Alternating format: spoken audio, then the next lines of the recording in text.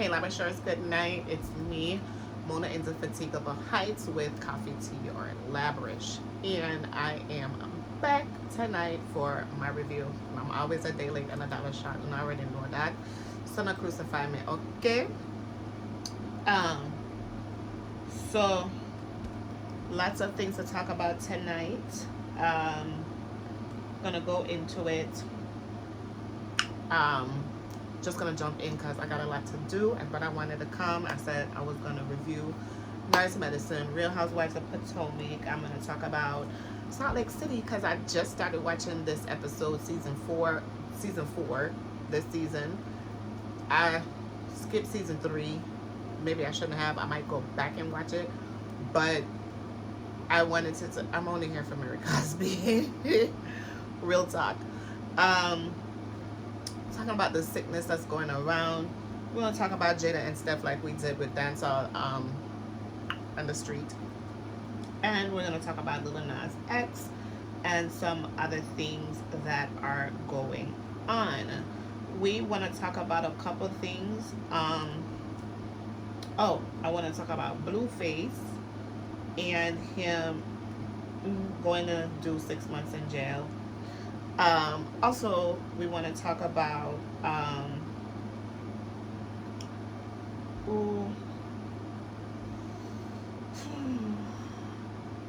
okay, so that's about it for now. If I remember anything else as I go on, then I'll also talk about it as well. But that's about it. Dame Dash is always also making headlines. He did an interview with Willie D, and so you can go over there to Willie D's page and you can watch his full video on YouTube. He's saying a lot, and he started a new network and all types of things, so it's interesting to see and hear. So I wanted to start with Married to Medicine. Okay, I think I did episode 1 to 3 already, or 1 to 4. I'm not even gonna dwell on episode 1 to 4 because, like, right about when episode 5 happened. Okay, so let's go to episode 5. 4 wasn't bad. They were talking about Quad being invited to the bachelorette party for Sweetie, and it was Sweetie and Greg's wedding. She was really nice. You know, Heavenly wasn't invited, but she still get in because Heavenly makes the show. So she came in there giggling. Oh, Heavenly bad.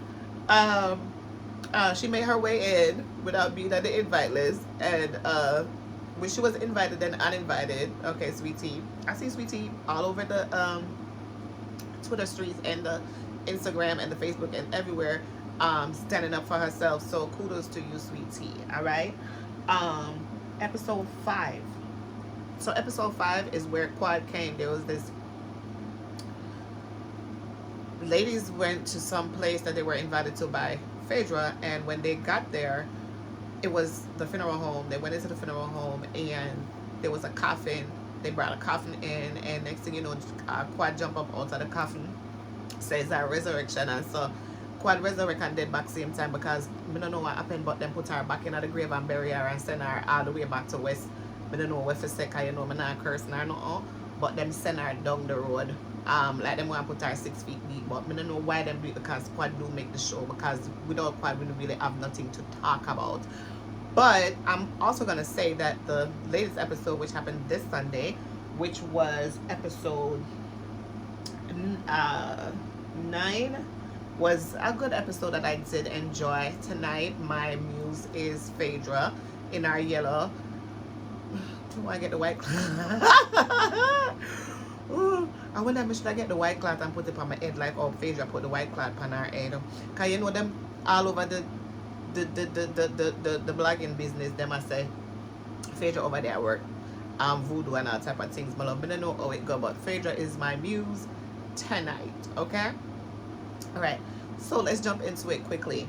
Episode 5, Quad she resurrect, come out of the coffin, and I tell the lady them say she want make up with them and she want to re-establish a relationship and so on and so forth, but nobody interested in nobody interested in rekindling a friendship with Quad. And it was more of an argument, and it was an argument between her and Toya. So Phaedra is the one who orchestrated Quad coming back from the dead and being resurrected, which, you know, Phaedra, she fit the position because she is a witch. No, sorry. A spiritual doctor. So they're all over the news talking about some Phaedra isn't a doctor or a doctor's wife or whatever. To me, okay, I'm not talk about this yet. I want to go into episode 9 before I talk about the man where Phaedra look like. When she bring on the show, it look like somebody where she could have date because them seem like they have a nice little chemistry and a rapport. And he is a spiritual doctor too. So maybe that's the type of doctor that Phaedra is doing right now. Anyway, so bad to bad. Anyway, so when Malok, Quad, she come out of the coffin, she's like, ladies, you know, let's rekindle, let's, you know, reestablish, you know, I want to build back this with you. And they're like, no, this is not going to work because you did this, you know, you did that, you know, all of the things that she did, they bring it back up. But for me, they're mad with Quad because Quad iced them out when she went to the sister circle, and they've been wanting to find a way to like make her pay, like get their payback for that. So that was episode 5. Then episode 6, they went to wine country, which is Napa Valley.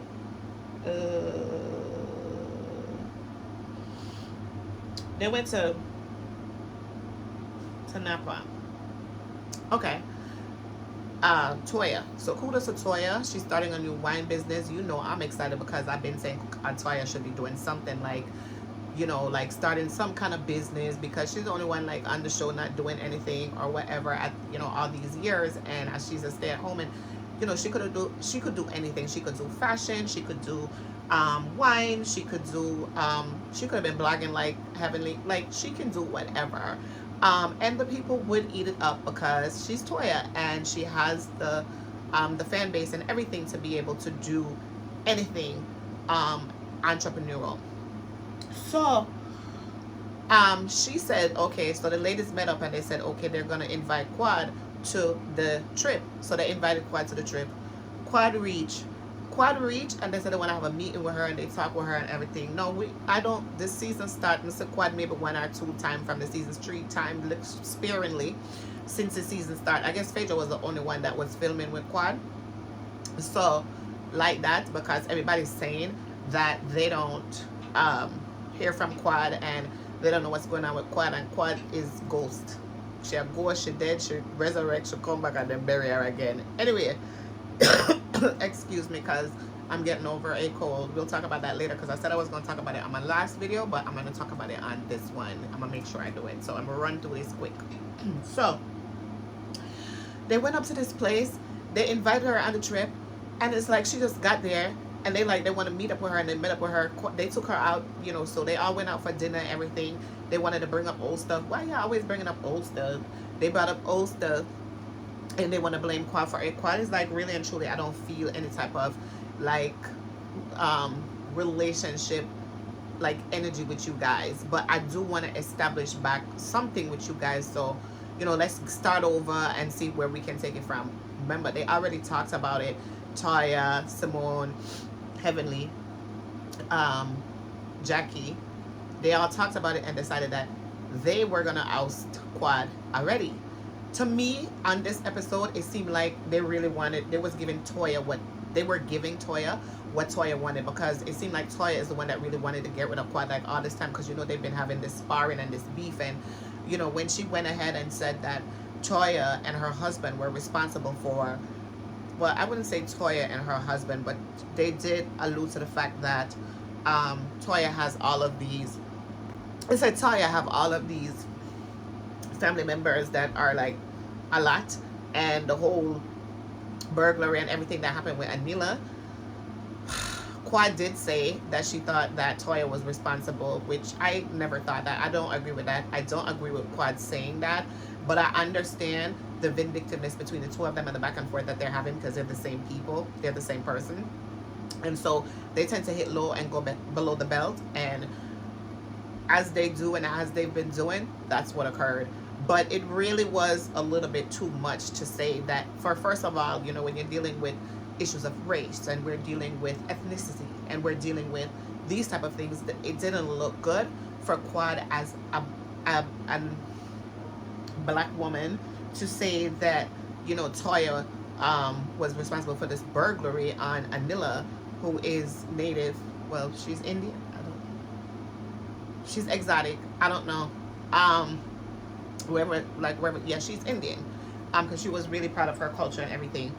So it didn't look good. It didn't look good for them to accuse Toya, and it didn't look good for Quad to accuse Toya with them.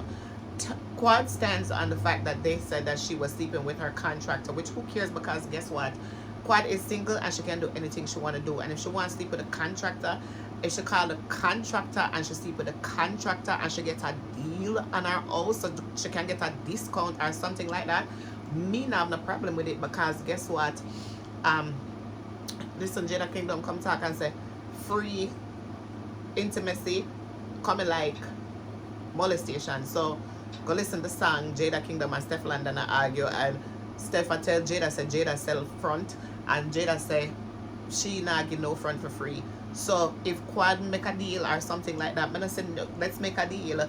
Me not say nothing wrong with it, because she's single, number one, she's free to do anything she want. Oh, me don't know, I guess they said that the man was married. Maybe that was the problem, and so it never looked good. But Quad never like it for them to come on national TV to say these things about her. Same like Taya never liked what Quad did. What Quad did was worse. I'm gonna say that. You know, I stand for Quad, but at the same time I split justice. Even though sometimes, you know, I would talk and say that I'm partial. You know, I like who I like. But if you're wrong or you're right, I'm gonna tell you. But I still like who I like, and I can't help it, right?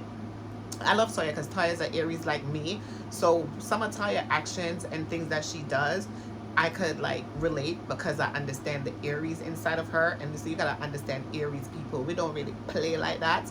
We like it our way. Aries mantra is me first. So it is what it is. And so I think a lot of it has to do with Toya wanting to be like the main attraction. It like that's just like natural for Aries. Like certain things are just natural. We're competitive. We have a lot going on. So you would have to know like the personality traits of an Aries to understand what Toya is like. So all right, they had this argument. So now they're back and forth. They're back and forth from the funeral home. They're back and forth here. Toya wasn't really having a back and forth, because she know that they already planned to push Quad back into the coffin where she would jump up out of, and that they plan to bury her from Married to Medicine. And so she didn't really react that bad, because they're just waiting for Quad to take accountability for the things that she's done. And she's saying things were done to me too, and they keep saying like Quad is playing the victim and so on and so forth. But remember, Quad is saying that yes, Quad did come on Sister Circle and made a complete kind of fool out of them, because she said that, you know, her sisters were the people on Sister Circle. And so remember, sometimes when you take up something new, it may last and it may not last. So never give up sure for unsure. The surety was Married to Medicine. Sister Circle was something new. I said it's just taken off. So you can't really get up and just like burn bridges. You have to keep those bridges open sometimes. As an Aries, me burn the bridge standing on it, because I have no time for that. And right about now, it's like one of my friends tell me, say, you know, you have to kiss somebody before you kick it. And I'm like, booby, you go and go kiss it, make me come back behind you, come kick it, because me not have the time for kiss it. That type of stuff. Like, so as an Aries, I'm like that. I feel like Quad have a little bit of those qualities inside her. Maybe she have Aries sun or moon or something. But this is what occurred. And so she's looking for them to give her something too, and they're really not. And they're like, oh, okay, if she's not going to take responsibility, take accountability, and say the things that they want to hear, they're going to push her out. But they were already going to push her out, because that's the plan. So Simone tell Quad she have to leave. So Quad left by Quad. Me now sit down in my house, because me like, you know how long me not do a video? You know how long me not do a review? You know how long me not watch Bravo? And me just day here and something say, you know, me check out Real Housewives, Potomac and Married to Medicine. because you know those are my favorite, and I do them all the time anyhow. So I'm like, let me jump on this and see what's up. And then like all of this excitement with Sweet Tea and all of this, but I felt like I need Quad's energy. I need her preacher's voice. I need her antics. I need her gimmicks. I need her fashion. I need her. It's surprising, right? You know what's surprising? That Quad is like, when Quad came on the show, she was the underdog. She was like the one that they looked down on as the poor girl. Like she's some, like we just picking her up. Greg just picked her up. Like she not really have nothing, which Quad always talk about having her job and her 9 to 5 and all these things because she's a hustler, babe. Okay? One thing about Quad, she gonna hustle, okay? And I love that about her. Her independent spirit. She's hardworking. She's shown that throughout her time on Married to Medicine. So I always expected her to find projects and be able to do things and stuff like that. And so having her there was something that it drives me, because even though she's not Married to Medicine, Mariah done tell with that from like season 2 or so, and Quad stand the test of time. We don't like, people talk like in the blogs, in the chat rooms and Reddit and you know all these other places, and they're like, oh, Quad is not even Married to Medicine, who cares? Me don't care. For me, there should be a whole storyline where they are introducing Quad's friends should have been introducing her. I think they tried it one time to send her on a date or something, and that was the only thing. They should have been, Quad should have been going on dates the whole time. No, she's not a guinea pig, but I'm just saying, like, introduce 1 or 2 people. Just let us see her on dates. We don't have to say she's sleeping with them or that she is in a relationship, but let's see her with them. They're doctors. Everybody's a doctor. So bring out all your doctor friends, all your single doctor friends, and let's see Quad interacting with them, and let's see her doing her antics, and let's see her giving her preacher voice, and let's see her giving her soliloquy and all the other things that she does, her monologues and all of that on the show, so that we can have like that's tea. That's something that we could talk about. You know what I'm saying? Them said Quad home, send her home. So me there, you know, like I stopped watching. I was like, what am I gonna do? Like, first of all, we have Simone, we have Heavenly, we have Jackie, we have Sweetie, Heavenly, Jackie, Sweet, Toya. Simone, all right, is showing us her boys. I've loved the boys ever since they were young, and I love Simone. I do. I loved Simone and Dr. Jackie's dynamic. That's been lost since Dr. Jackie went off on Buffy, and her, like, Dr. Jackie showed her true colors when she went off on Buffy like that. When she, you know, she outed Buffy about Buffy not, you know, about her being not able, like, infertile, and you know the things that she had to do and all of that, to try to become, you know, pregnant and stuff, and like that was totally unnecessary and uncalled for. But Jackie's mannerism, like her bedside manner after she said those things, it was like off, because it's like, oh, you know, I said what I said, and you know, I gave you the apology, take it or leave it. Like she wasn't the great peacemaker, pacifier that she always presented to be. And I feel like maybe that's because Simone and Buffy were close or something like that, and you know, Jackie was feeling out of it, because there were some things that occurred with them that split up their relationship, and it stayed split up. It's really not back together. So it's never been back together really. I think last season was the one that they showed them, began the season with the 2 of them together, trying to show us what's going on with them and stuff. So yeah, so but that's how I saw Jackie, like, in real life, and I was like, okay, Dr. Jackie is like, I'm not too sure. So we have Simone and Jackie's dynamic was really good, because we were seeing in the beginning both of them working in the hospital, you know, them eating lunch together, talking about the other things and so on and so forth. They don't really film together like that anymore, and it changed through the years, and now like we want to see something fresh. Okay, so she's showing us the boys, which I love the boys, but she have the big one, and he's, you know, they say he's in school and everything, and he's not doing what she wants. He went to school and he came back. And me personally, I don't feel any type of way about that, because sometimes it doesn't work out, and you have to love your kids, and you can't, like, you know, be mad or upset if college doesn't work out for them, but they have to find something to do. they're taking care of these kids wholly and solely. Like, I don't see it. Does he have a job? I don't know. Like, the kids don't really want to, they don't really want to be on the show like that, but this is Simone's storyline. And it's not tea. It's not giving. So she's episode 7. Okay, so let me break that down first before I go to episode 7. Then we have Toya. Toya is giving us sex education talk with her boys. I don't know how old those boys are. We've watched them grow as well. I love the boys. I love how big they are. They are so cute. I don't want to hear her talking to them about their vajayjay and things like that. Like, that's no. I'm just sorry. Toya's always been like super open, like when it comes on to intimacy and those things, and she's represented as that on the show. I don't want to see her doing that with her kids, so that's not something that's appealing to me. So I don't like that. I like, however, Toya and Eugene's dynamic, their relationship, and so on and so forth. Even though Toya, I'm gonna talk about Toya when I get to episode 9. So I don't want to see that. Seeing Toya and Eugene, I do like it because it's a marriage. She's married to medicine, and she's playing the rich. She's playing the trophy wife. She's not really playing the rich trophy wife. She do act like the rich trophy wife, but we know that Dr. Eugene works a lot. But what I love about Eugene is how he represents for his wife, and it's nothing that you can say about her. Which, as I said before, as an Aries. As the partner of an Aries woman, you have no choice because she's an alpha, okay? And it's not going to happen, and it's not going to work, because anything that you say might or do may be held against you in the court of Toya when we're by ourselves, and that's a that.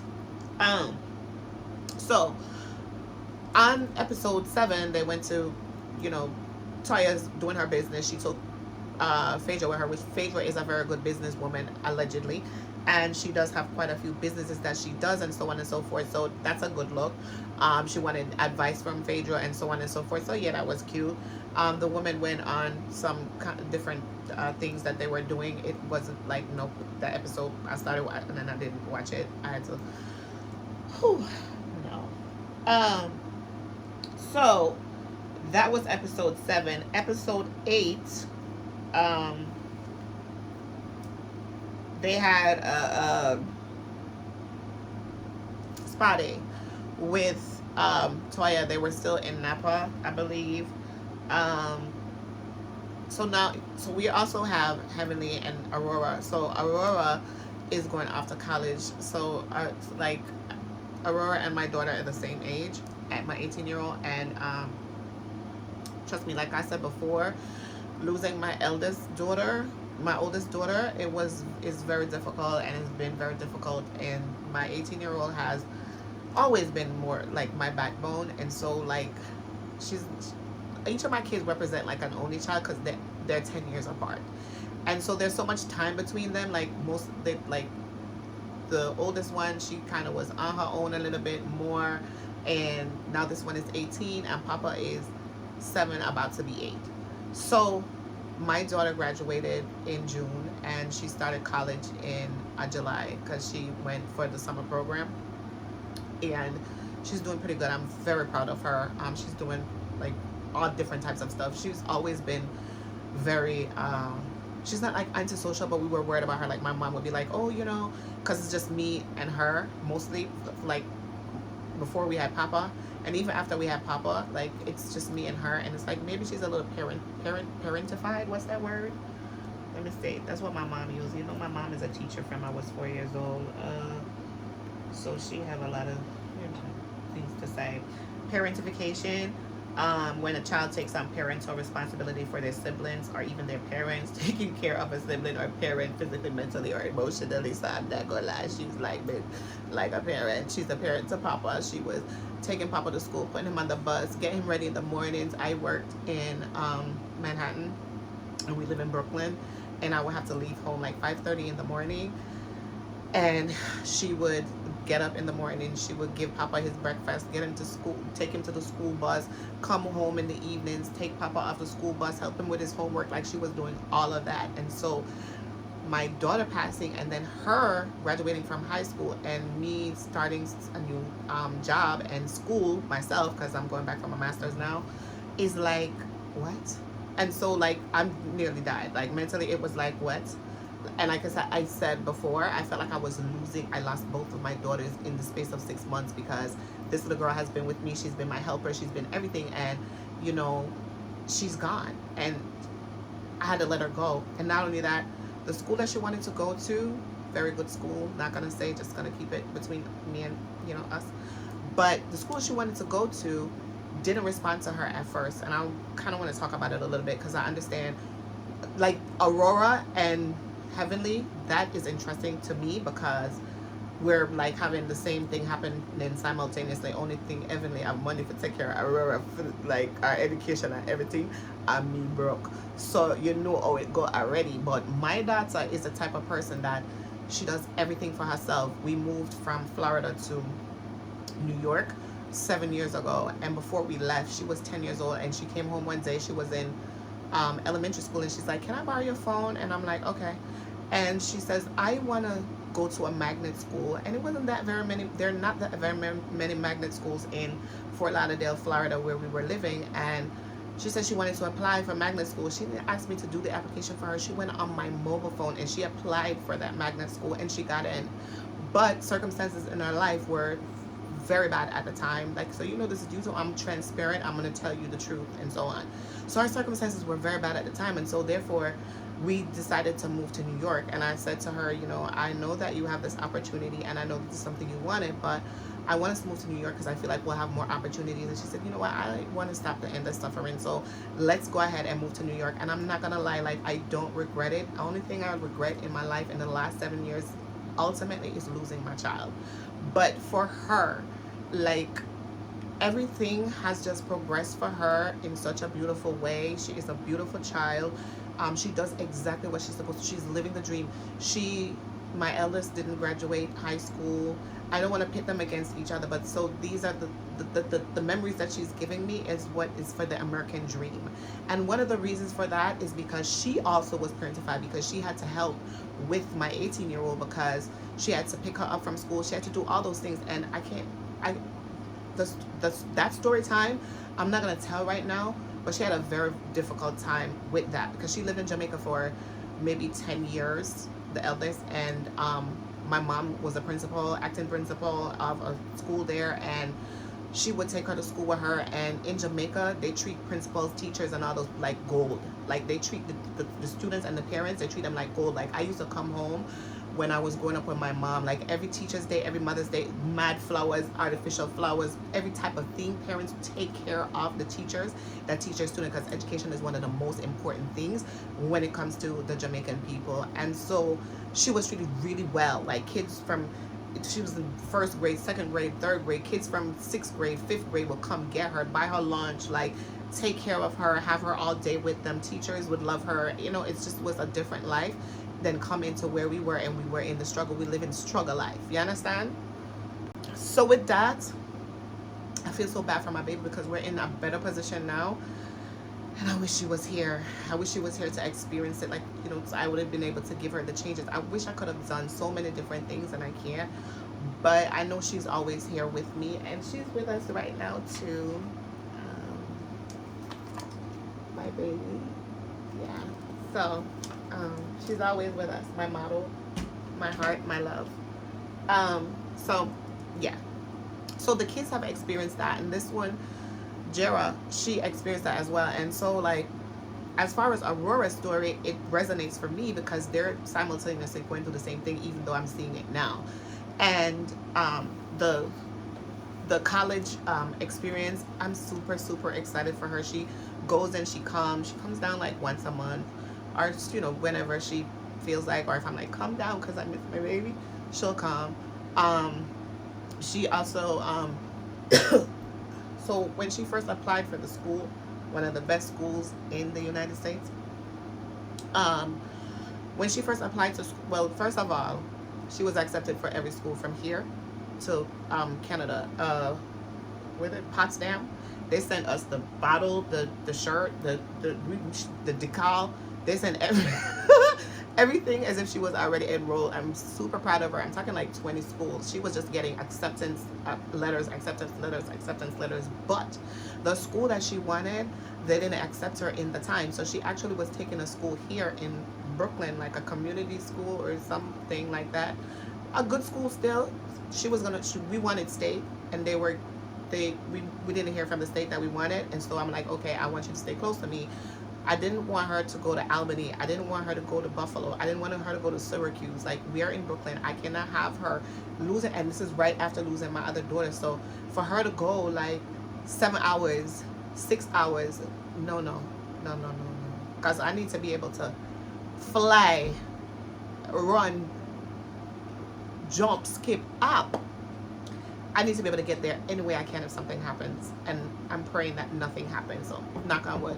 But I needed her to be a little bit closer than those places. So she did have those like good schools also, but no. And so she's actually accepted the school here, city school instead of state, because of these issues and stuff. You know, I'm still weighing on her mind. She, you know, so I was, you know, I'm still grieving. And she didn't want to leave us, and then to think about like how I'm gonna handle like going to school and her brother and other things. She had these on her mind, and her school actually accepted her.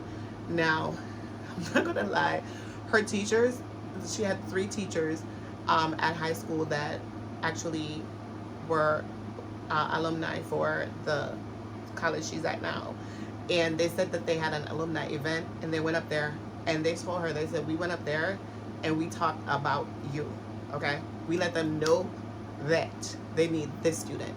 And those people sent us oh God, those people sent us an acceptance letter, and my baby is doing so great in school. Like, so many opportunities have come her way.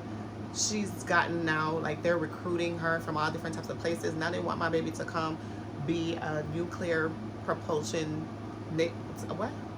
The Navy wants her to be a nuclear propulsion officer and all these other stuff. If I can't have her go 5-6 hours from me, how she gonna go live on a ship? That can't happen, Mr. Bib. But the money, hello, it would change her lives forever. And, you know, this is her, in her yearbook. I wish I could get it for you. Now I'm gonna show it to you the next time. Her message in her yearbook is, I'm gonna take care of you, Mom. Like,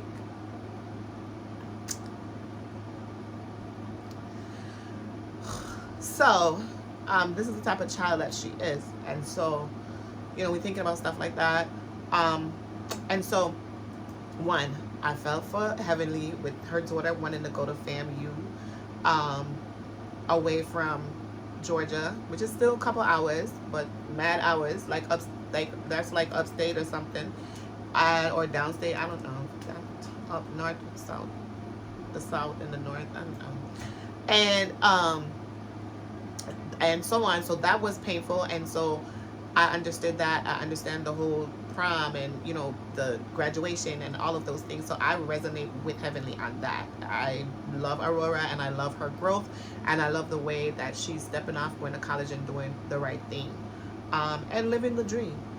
And if the child succeeds in doing that and going the 4 years and getting what they need, kudos to them. And if they don't, whether my child or anybody else's child, we're gonna love them just the same, and they're gonna be successful just the same, because I let her know, if you want to leave and come back home, you can come back home, baby, at the end of the day. Okay, so we have that. And then we have Dr. Jackie. Quiet as Kept.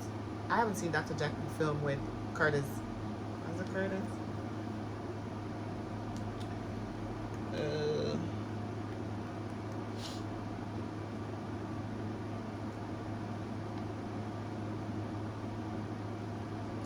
I haven't seen Dr. Jackie film with Curtis. I can't forget his name, but where's Curtis?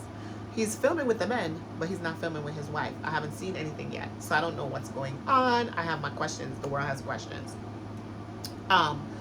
Dr. Jackie met with the Kamala Harris, the vice president, talking about minority infant mortality and how important it is. And then there was a whole scandal about Dr. Jackie and, you know, things that she said and her bedside manner, how people feel about her, like it's take down Jackie year. Like everybody just like come for Jackie. So I may even understand because well, this is the way of the internet. It would just go find your stuff and at the end of the day it bring it up and you just have to just know it. Disclaimer. Whatever I say on the show about myself is factual. What I say about other people is conjecture and it doesn't reflect the views of YouTube or any company or organization that I'm a part of. Just saying. Everything is solely the opinion and what we see, read, and find on the media. And so it's protected under the Copyright Law Act, hopefully. Allegedly. So, Jackie, Curtis, Taya, and Eugene, I already talked about them. Sweetie and Greg. Now this girl, lady, come from nowhere, put herself in Greg DM, shop herself to him, fly her out, him like her, them have them thing going on. She's stand up for herself. She's not taking nothing. She crazy. Yes. Something wrong with her. I don't know exactly what it is, but something wrong with her. So we want to watch out the whole season. As I don't, it's like, you know, she's like young and they're like older, so she's fresh for the show. At first, I was like, I don't know, like I still don't know. But the last couple of episodes, I'm not feeling too bad about her. She drink, and I would drink too if I was in the, because I would have to have a couple drinks in order to literally be in the presence of people that are maybe older than me, and I have to kind of like subject myself to this type of environment, which I should be somewhere having a drink, partying, or doing something with people of my own age group. So I understand that she takes a little drink every now and then to get her a little bit acclimatized and comfortable in the environments that she finds herself. So episode 8, they send Sweetie off with Heavenly and Jackie. I don't know why they're doing that. From Heavenly been giving it to Sweetie from Sweetie Come on the show. And I know that Sweetie is new and everything, which most of the time you find that these housewives, they kind of like interrogate, they come for and they do a lot with the newbie, right? So Heavenly is giving it to her and giving it to her and giving it to her. She's, you know, she bounced back, she parries, she thrusts, she parries, she, you know, she's witty. And so she's not taking it. So, I think that's it.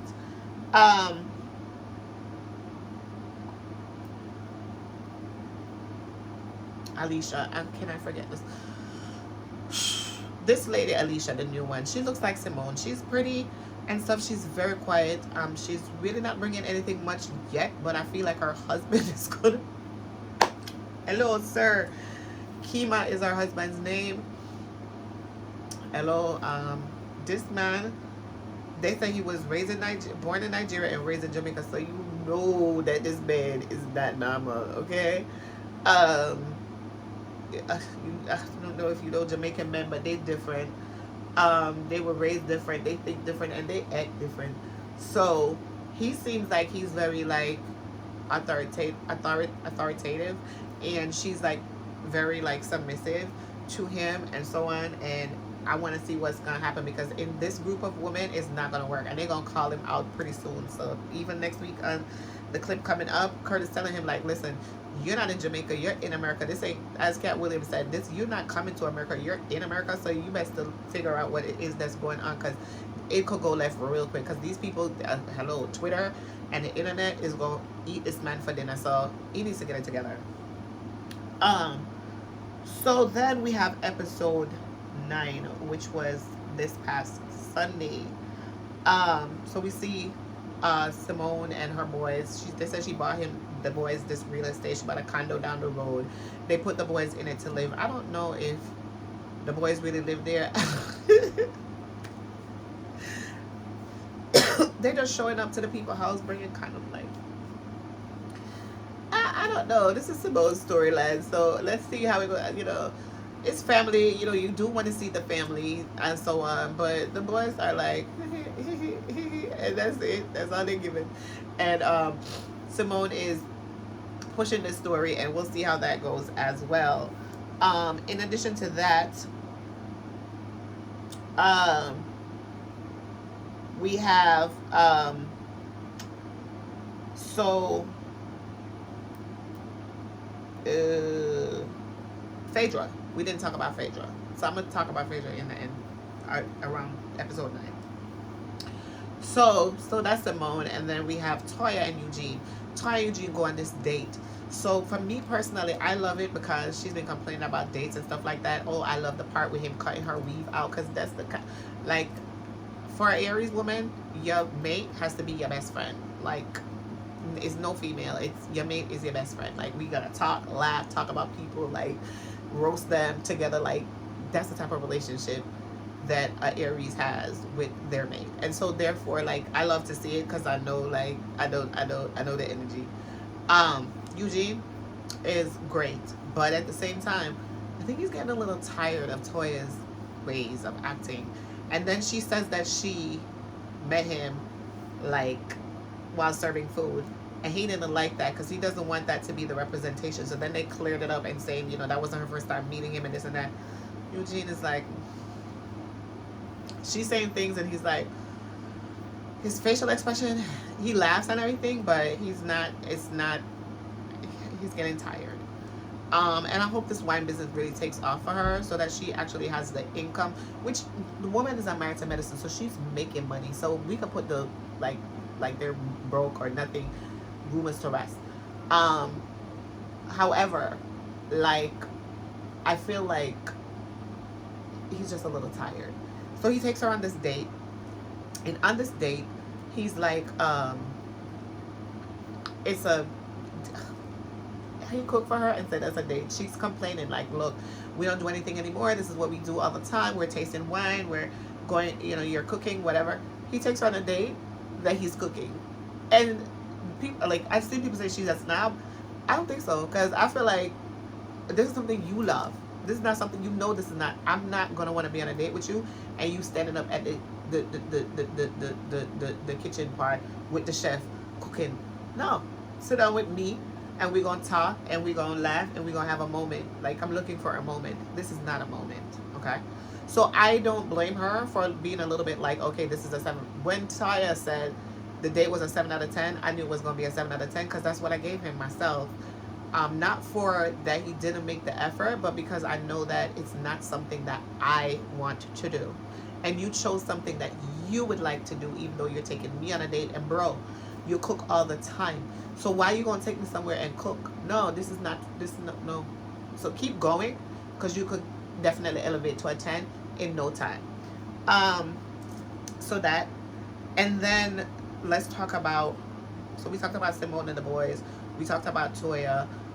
Also, let's talk about, so Heavenly and Aurora. We already touched that, covered that. Dr. Damon was crying because they're talking about Aurora leaving. Like, trust me, I'm in the vein. They're in my vein right now. They all up and they're running through my vein like blood. All right, that part. And then also Sweet Tea and Greg. So Greg, Sweet Tea is doing her TikTok or whatever. Greg comes and he's like, oh, babe, what you doing? And she's like, oh, I'm doing my TikTok. Look, you know. He's like, oh, I'm hungry. Rubbing his stomach. Sir? No. He's like, Captain Caveman. You know. I'm just playing. But that's what it's giving. And no, that's not what we want to see, no. We want to see them going out. We want to see them doing things. If they're going to bring it, they need to be bringing something to, like, yeah, Sweet Tea and Greg. They definitely give us stuff to talk about, but it's like, is it positive? I don't know. But he married her, so let's see how it goes. She know when she got married, so she sent him a baby emoji when she told him she could give him what he needs. Now, what he needs is a baby. All of a sudden, initially she told us in the beginning that Simone had referred her to a specialist. So they were like, why did she refer to Jackie? Because Jackie be out in people, and the last time Simone referred the Buffy to Dr. Jackie, it was a disaster. So why would Simone do that again? Don't ask no questions about that. It is what it is. The track record is not track recording, so no. And so therefore she goes to this fertility, like not fertility, but fibroid place, and they tell her she has endometriosis and so on and so forth, and she may not be able to have a baby, and so on and so forth and stuff. She's kind of young, so I feel bad for her. But they could definitely get the surgery, do everything that they need to do, remove what needs to be removed, and then um, let's see if there's going to be some fertility things happening. Um, I kind of know what it feels like because I found out recently that I had fibroids and so on, but it's not bothering me. And so Sweet Tea can actually have a following for this. She can go live and talk about her struggle even beyond the show, and build a base of people and show people how they overcome this type of thing, and so on and so forth. So she has, you know, it doesn't have to be a negative thing. But a lot of people are like, I don't say, Toya was like, we married now, we ain't gotta lie no more. He said, okay, so they were talking, he said he have a Greg said he have a 20 million sperm count. Okay, baby. She's like, go get tested. He's like, oh no, I've already been tested and so on, but we could do it again. Get him tested, baby, because I need to see proof of that 20 million sperm count, okay? Because what is the reason why you ain't had no baby? So we need to see what's going on. So yes, I have these problems, but let's figure out how strong and healthy you are. When was the test? So on and so forth. We're not just going to take that sitting down. No. So that part. So we talked about Toya and Eugene. We talked about Simone. We talked about Heavenly. We talked about Sweet Tea and Greg. And like I said, Dr. Jackie, there's really nothing going on. She's pushing this minority infant mortality thing. And I think it's a big deal as well. Even with everything going on in the blogs and the scandal that they're trying to build on her, because it's definitely a thing. She's bringing awareness to it. Let's see how she can backtrack and make it what she really wants it to be. Having the VP on the show is a big deal, but like, we don't care. Like, it's not that, like, you know how black people are, child. We don't, the other is like, okay, it's cute, but like it's, who cares? Give us something more. Let's talk about Curtis. Nobody's asking where's Curtis. How is Curtis? You know, we haven't seen Curtis, and how's it going with Curtis? Like, I haven't heard any questions like that, so I want to know why. All right. Which to me, Jackie and Curtis have a good dynamic, but I just don't think, it's just always been a divide. It's always been a disconnect, and it's not the same like Contessa and her husband, or Drew and her husband. It's just because Curtis represents as a real person. It's just that I don't know what is really happening. Okay. And then we have so Simone, Heavenly, Jackie, Toya, Sweet Tea, Phaedra. Phaedra is new on the show.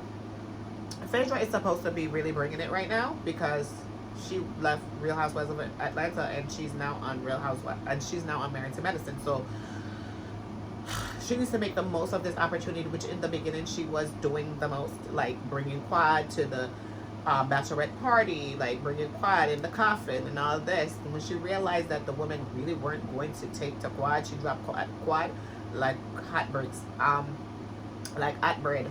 And then she kind of faded.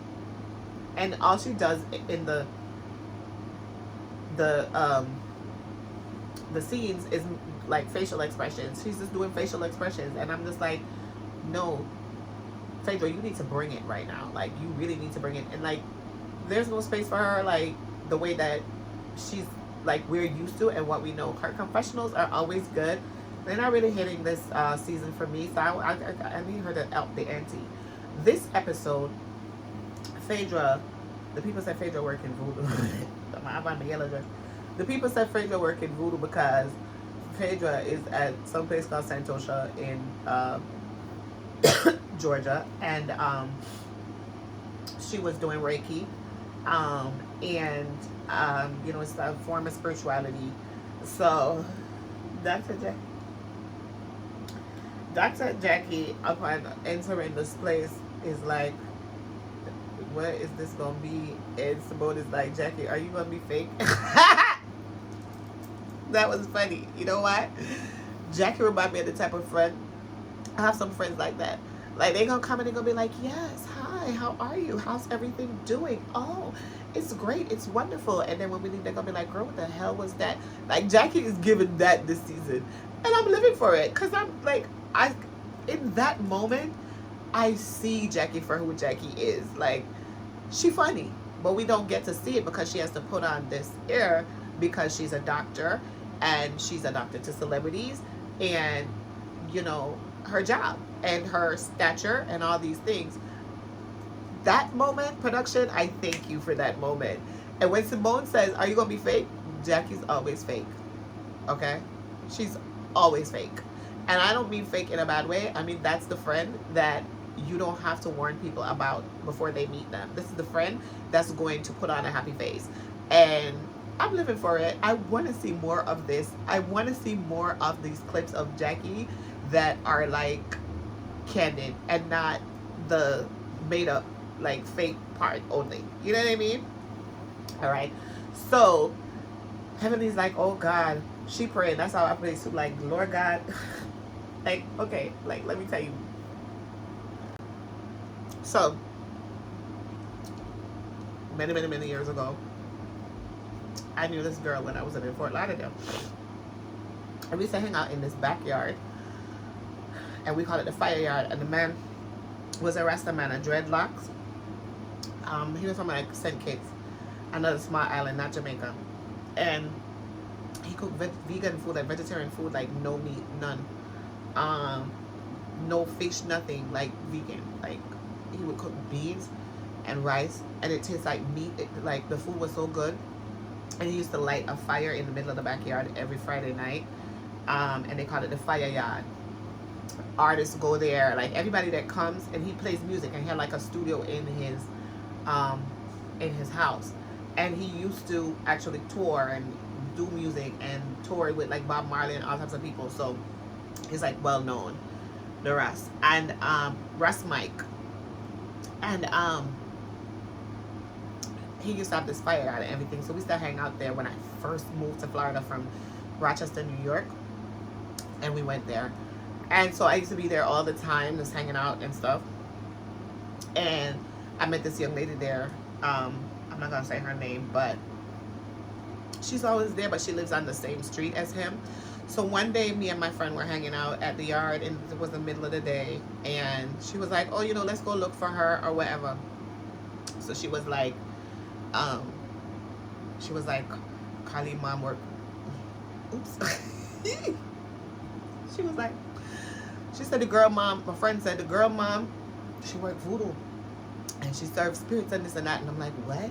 And she's like, yes. And I'm like, I don't believe. Because I was like, no, you cannot get me to believe none of that spiritual stuff. I was like, what? She was like, yes. So I was like, oh, okay. So she said, all right, we're going to go look for her at her house or whatever. So we going over to the house. When we get to the house, I'm praying. I'm like, Lord Jesus, what? God, let me tell you right now, when I walk up in this house, anything I'm not supposed to see, don't let me see. Blind my eyes to it in the name of Jesus. Cover me, oh God, when I walk through these doors. In the name of Jesus, amen. Same way how Heavenly was praying as she going into the Reiki session. Heavenly said, if we open it, can we close it back? You know what? Heavenly said, I'm a preacher, like I don't do no Reiki now. This is energy stuff. So, when we went into that house, the girl wasn't there that day, but her mom was there. She answered the door, and we was like, hi, we came to say hi and this and that. She was like, come on in, and we went on in, and she was like, oh, you know, I don't know, she took a liking to me for some reason. I'm like, oh my God, what? And she's like, oh, let me show you some pictures of when I was younger. And she was very beautiful, and she had like pictures of herself, like she was a model, and she was showing me her pictures and everything. And but it was dark in the house. There was like no light, and she was like, she said, let's get some light. She said, let's get some light, and do her head like this. I'm not like that. Like, let's get some light. Child boo, I don't know where the light came from in that lady house, but all of a sudden I could see. I was like, woohoo. It was, I will tell you the story one day. I'm not going to take up Married Medicine time to tell you that story, but remind me to tell you that story. So Heavenly going in, they went in to the Reiki session with Phaedra and her spiritual father or whoever that man is, and Simone. So they did the Reiki session or whatever. Which honestly, you know me, like I'm into sound bowls. I have a little sound bowl, you know, that I haven't used in a long time because I kind of put a lot of things. I feel like I'm too busy. But I do listen to 440 megahertz music, frequency music, and so on and so forth. Just try to keep myself at a higher frequency, and so on. So it's something you can check out. But they did the session. Simone sitting there, laying there, acting like she's asleep, talking about something. She laid down and went to sleep. Baby, if you think that this is spirits and you go lay down and go to sleep, you leaving yourself open for whatever is happening in the atmosphere. So that did not spare you, baby. Okay? Jackie is like, oh, you know, I was just sleeping. Okay. That's what it does. It relaxes you and you may go to sleep. You may become heightened. There's so many different reactions to like sound frequency and Reiki healing and all this other stuff. Trust me, okay? Heavenly though, we're going to talk about she felt something and she's like, oh, something touched me and this and that. You should have seen the look on Jackie's face because they was like, child, we not be playing up here in these things. So I'm watching it. It was funny. Phaedra seems like she know what she's doing. See, I'm wearing my yellow because me and Phaedra are of the same mind. Meaning that I do love the color yellow. If you can see, this is also see-through like Phaedra's dress. It has a bow on the back. I'm like representing her right now. I'm not gonna stand up because you know your girl done got fat. You see my arms. It was never like this before, child. So we working on it. As I said, I put on my waist trainer. I took it off, but I had it on today, and I'm going forward with it because you know it's the new me. Coming back to life with like quad. Hopefully they don't bury me like they did quad. Yes. So very good session. The episode was good for me. I know that a lot of people did not like the episode because of the things that were happening and so on, and because nothing is really seeming to happen. I need Phaedra to bring it this season. I need her to show us that she needs to stay on Married to Medicine. And so that's the thing that I'm looking for. And low key, I seen a clip on Twitter today that said that Heavenly, she had her live with Carlos last night, and she said we need quad. I just like it and repost it because, hello, bring back quad. I don't know how y'all gonna do it. Find quad. Heavenly, go film some scenes with quad. Like, do something, like, because I didn't like how Heavenly came at quad. Like, she was the main one coming at quad and saying, don't use me and this and that. Like, use you how? Like, what are you talking about?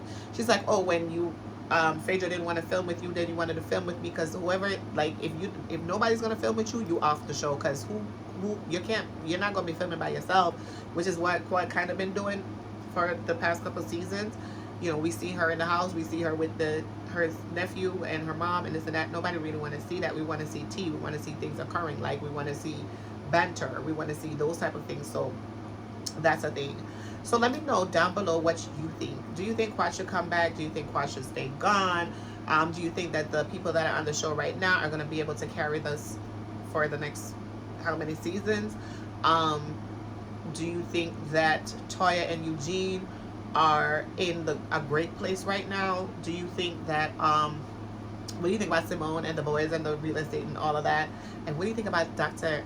Jackie and Curtis? Like, what's really going on? Like, are we gonna be able to figure out? Because even the next clip, I see him, but I don't see no interaction. I'm looking for that. So like, share, comment, subscribe. It's Mona Indefatigable Heights. Remember, it's Cafetiere Lavish. If you like what you see and you like what you hear, don't forget to hit the notification bell so you can get notified when I upload my videos or when I go live, which I want to start doing maybe on a Saturday. You know, my schedule is kind of really busy. I'm kind of taking some time tonight to do this, but I had to because I love talking about it. I'm like, I do. So, Married to Medicine, that's it for me for my review. Thank you so much. Love you. Bye bye. Okay, so it's Mona in the Fatigable Heights. We are talking, you're watching Coffee Tea Our Labrish, and we are talking about Real Housewives of Potomac. Okay, I can't wait to get here. Alright, so Real Housewives of Potomac season 8. So, child, I think I did 1, 2, 4, and we left off there. So, episode 5. Alright, so I had to come talk about Real Housewives of Potomac again because, yes, I did on my last video. Make sure you catch my last video of Real Housewives of Potomac where I talked about the relationship and the dynamic between Nika and Wendy and what this was about. And so when they went to pickleball, I don't know if I talked about pickleball.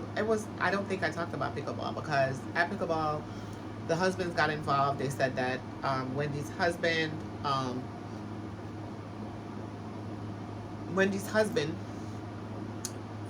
unfollowed Nika's husband on Facebook, and they went to the same college and they know each other. They act like they're not knowing each other and all this stuff, like really trying to incorporate Wendy into their life. Okay, it was almost a fight. Nika's bringing that energy like she wants to fight, which a lot of people, when they come onto these shows, they want to show themselves, they want to become the fan favorite, and so they do these type of things and they think that's what we're looking for. Ashley took them to play some, child, of all the wonderful places in the world that Ashley could have took these ladies, why Austin, Texas, I don't know. Like, I watched Salt Lake City and they went to Trixie's hotel and I thought that was super cute. Like, I loved it. Why Austin, Texas, I don't know. Anyway, they went there. They were there for like 3 episodes. So the first episode, which is episode 5, they were dealing with Robin and Juan beating that dead horse. We have Candace and Robin going back and forth because Candace said that Robin is a fraud, which I don't know where's the lie. Where's the lie? Huh? Robin is projecting. There's a article from Essence Magazine, in case you haven't seen it, where they're talking about the Real Housewives of Potomac and the divisiveness and the green-eyed bandits and all these other things. So I liked it on Twitter. I shared it. It was spot on. It's basically saying what I said in my video for the first couple of episodes, and this is why I haven't made any more videos, because I kind of was like turned off when I watched the episode with the pickleball, because Wendy was going back and forth with me because she's like, oh, you know, I'm everything, you know, you're jealous and this and that and that and this, and it was just like unnecessary beef between these two women from Nigeria, and you know, the whole also thing, and you know, the Osu thing, and all of these things. And a low-key, I do believe in African traditional religion. I got that from my father, and he wrote books, and he wrote a book and he talked about Olodumare and certain things.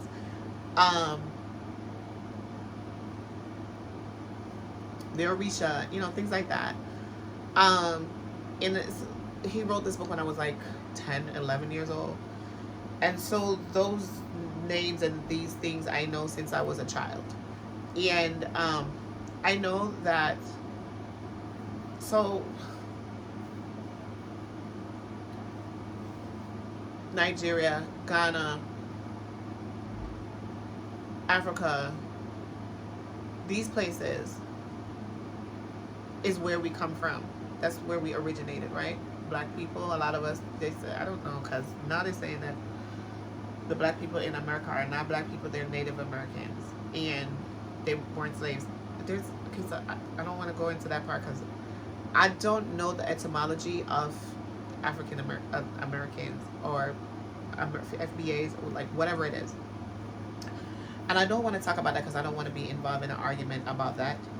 But for me, it was stated that our family and our ancestors came from those places. And in Jamaica, like the dominant place that most Jamaicans are from was Ghana. Um, we have Ashanti, we have Yoruba, we have Igbo, we have quite a few different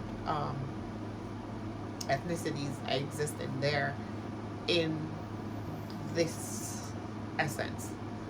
Um, and we have the Maroons, right? Um, the Maroons are like the Native Americans, and like the Maroons here in America and everywhere else, runaway slaves that um, here in America, history tells us that the Maroons went to live with the natives and they married them, and that they existed together.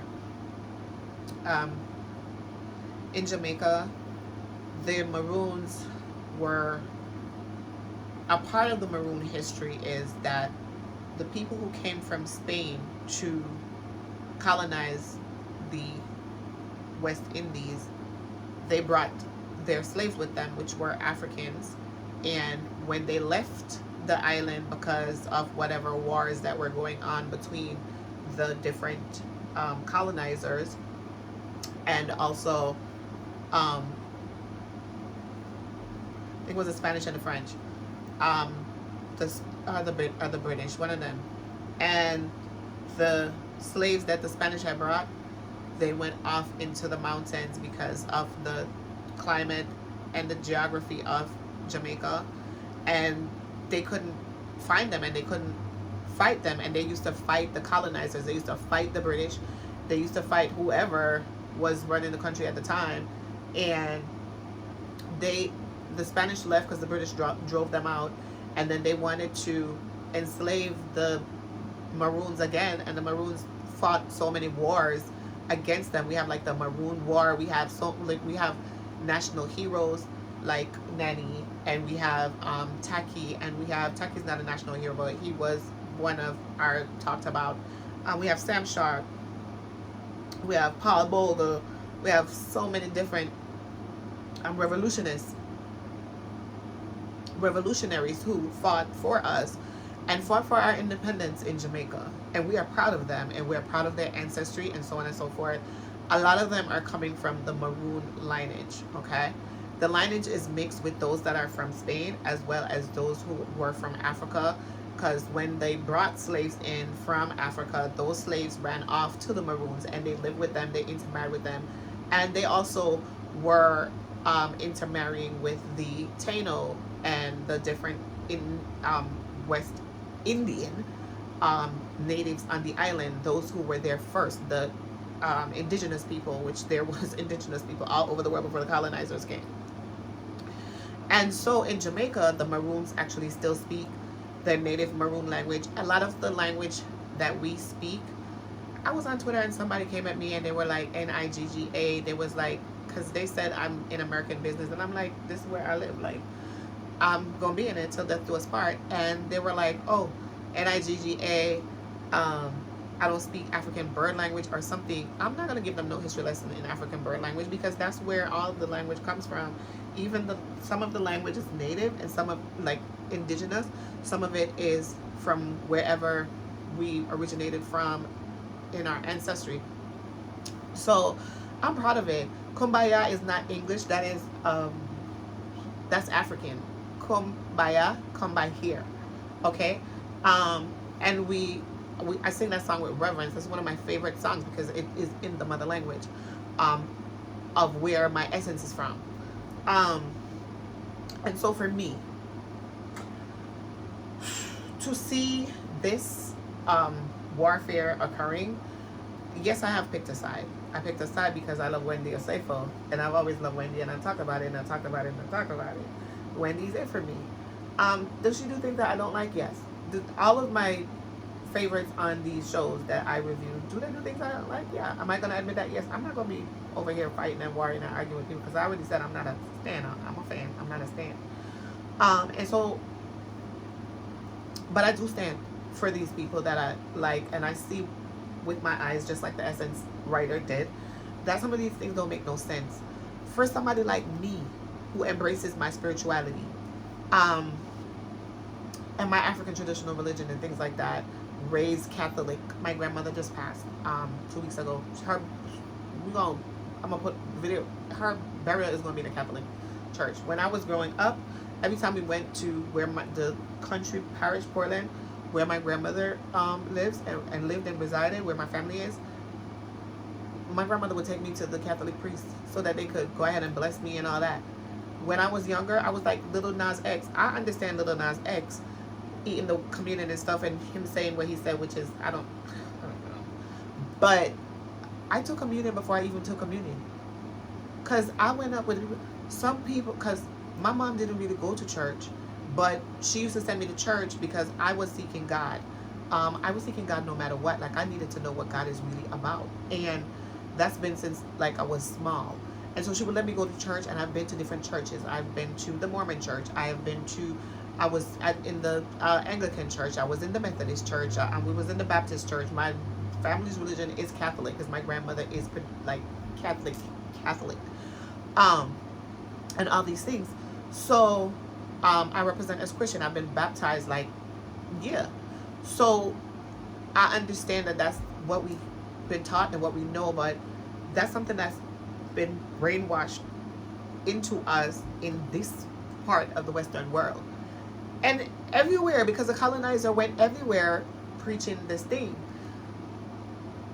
Do I want to argue about if Jesus is real and all this stuff? No. Because I feel the Holy Ghost, the Holy Spirit, talk in tongues and all of that.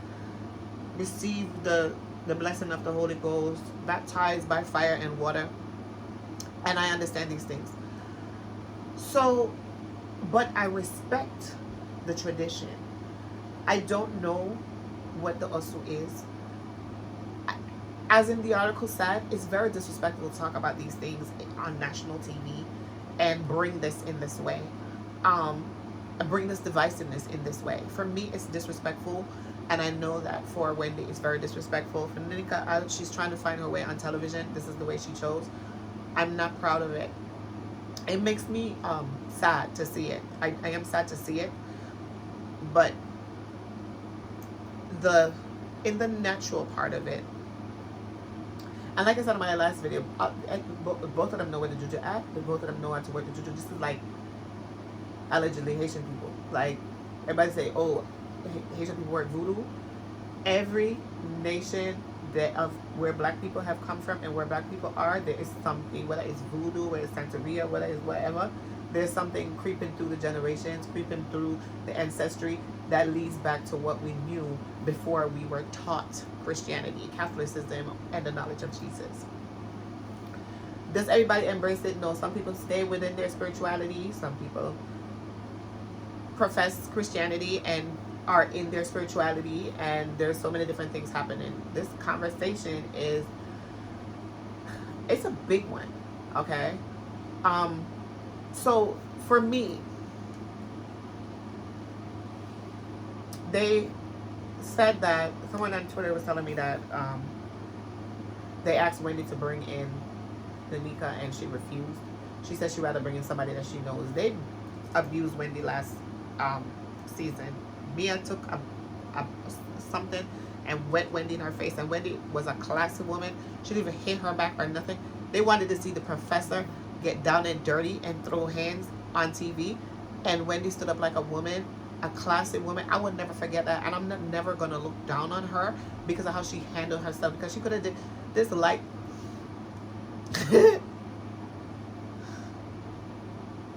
this light-skinned woman did this to this dark-skinned woman, and we already had this occur with Monique and Candace, and the way that they reacted, as in the article, to Monique and Candace is not the way that they reacted with Mia and Wendy. They were like, it was like okay for Mia to do that to Wendy. That's why you see how God don't like ugly. Look on Mia life turning and spiraling after she do that to Wendy. And not only that, she knew that her life was spiraling. That's why she was trying to take on her problem with Wendy, because look, Wendy been in her marriage, she have her kids, she have her life, she's a professor, she have her doctorate, Dr. Professor Wendy, okay? She is a woman of means. She is established, and she is somebody that we dark-skinned women can look up to. And they try to tear that down in our very faces, and it's like for television. And then they bring somebody from her ethnicity onto the show. Whether they asked her to bring this woman onto the show or not, they brought this woman onto the show to be like a protagonist to her, right? Like how? Like how? How are we supposed to accept that?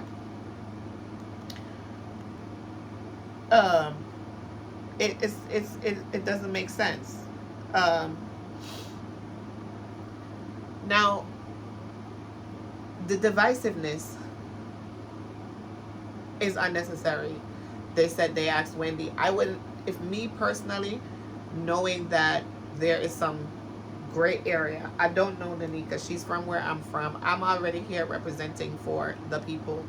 Um, Unless she and I were really friends. Like if I was to bring a real friend of mine on the show, um, that's from my ethnicity or something like that, I could understand Wendy doing it. But knowing that they have been planning against Wendy for all these seasons that she's been here and trying to take her down, I would not have accepted to bring this woman on the show either. And it just goes to show, because from the woman come on the show, her whole storyline is Wendy.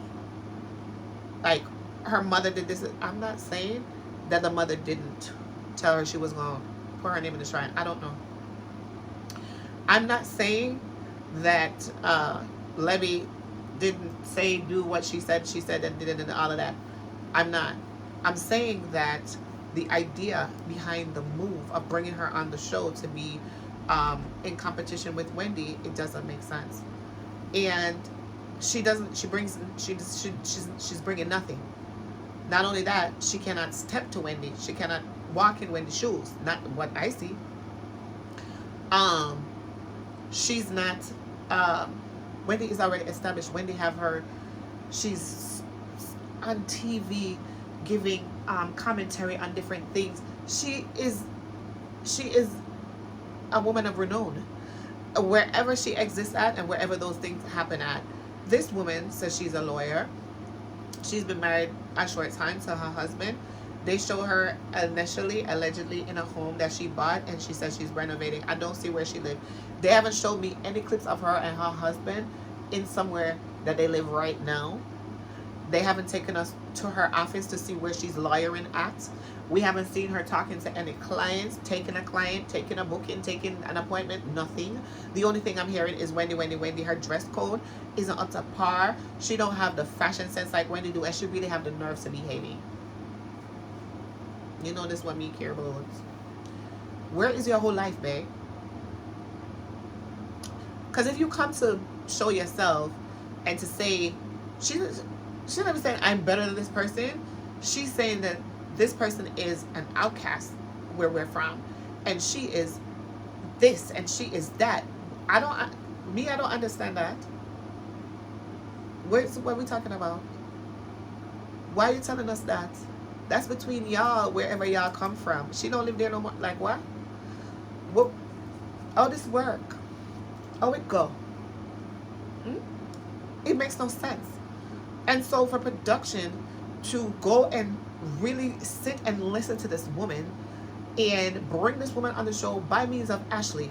Okay, Ashley, who was pretending in the beginning like she was gonna be a friend to Wendy and she was gonna have Wendy's back and the women were this, and she's like no, and you know, and then she brings this woman and you can see her calculating and her orchestrated efforts to bring this tea and bring this drama as a way of projecting their beliefs and their bad mind onto Wendy. Okay? Projecting in order to deflect from what's occurring with Robin. Robin's gonna go along with anything because as long as they're not talking about Robin and Juan, Robin feel good. The minute that they back Robin into the corner at the Austin place, she start crying like a baby. He's like, he was treating like villain. Oh, I'm supporting my husband. Oh, can't you this? No, Robin, no. Robin, we've been going through this with you. Robin, we've been here with you before. Robin, this is not our first time going around. the rodeo with this foolishness with you and Juan. Baby, when we met you, when you were living in the house with Juan, and you and Juan wasn't sleeping together and saying you're married, but you wasn't together, but you're sleeping together like in the same bed, and you not together, and he sleeps. Remember, Robin, Juan was supposed to be in a relationship with somebody else at the time. It was a mess, and it's been a mess. Okay. Hey, look, why am I talking about it? It's on TV. And it's a storyline. What are you talking about?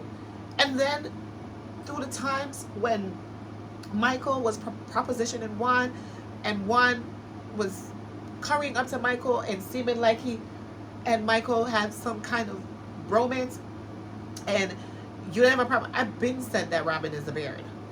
Okay? So then they have these allegations of Robin, of Juan with these women and so on and so forth. Robin don't want to talk about that.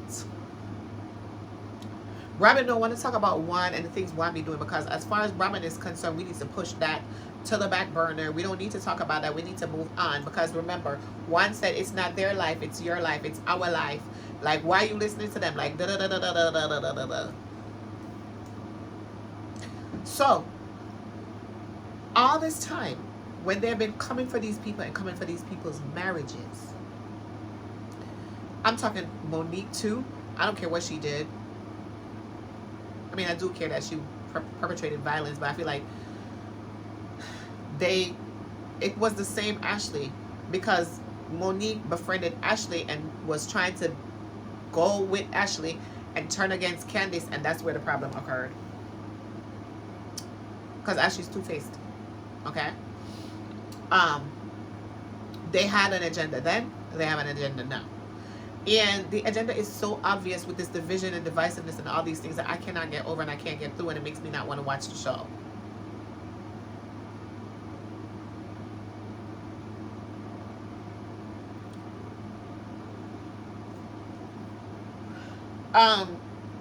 I wanted to talk about that.